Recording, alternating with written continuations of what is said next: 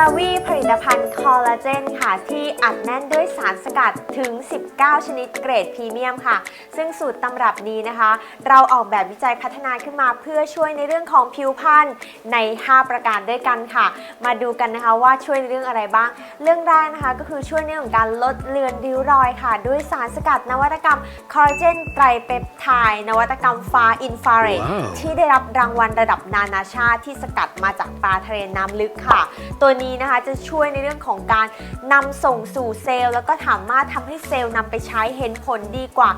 ทั่วไปถึง 2.6 เท่าค่ะในเรื่องของการเพิ่มความชุ่มชื้นแล้วก็เพิ่มความยืดหยุ่นให้ของผิว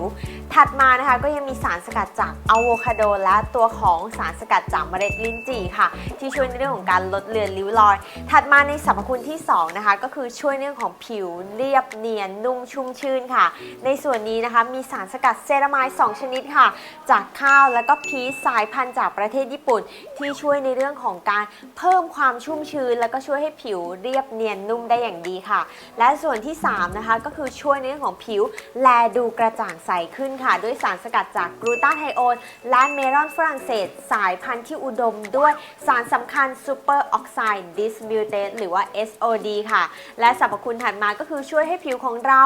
ทนต่อรังสี UV หรือช่วยให้ผิวของเรากันแดดได้อย่างดีค่ะนั่นก็คือสารสกัดแอสตาแซนทินจากสาหร่ายสีแดงและสรรพคุณสุดท้ายนะคะสรรพคุณที่5ก็คือช่วยในเรื่องของสิวค่ะเมื่อรับประทานอย่างต่อเนื่องตัวสารสกัดจากซิงค์ในสูตรตำรับของคอราวีนะคะจะมีส่วนช่วยในเรื่องของการลดการเกิดสิวได้เป็นอย่างดีค่ะและนี่ก็คือ5สรรพคุณที่โดดเด่นของสารสกัดนะคะที่อยู่ในคอราวีที่อัดแน่นยกตัวอย่างมาเพียงแค่บางสารแต่จริงๆแล้วเนี่ยในสูตรนี้เนี่ยมีถึง19ชนิดเลยนะคะเรียกได้ว่าใครนะคะที่อยากที่จะดูแลผิวให้ได้ครบถ้วนครบทุกประการแบบนี้นะคะคอลลาวีเป็นทางเลือกที่ทุกคนต้องลองอย่างแน่นอนค่ะในคลิปนี้ฝากไว้เท่านี้นะคะบ๊ายบายค่ะ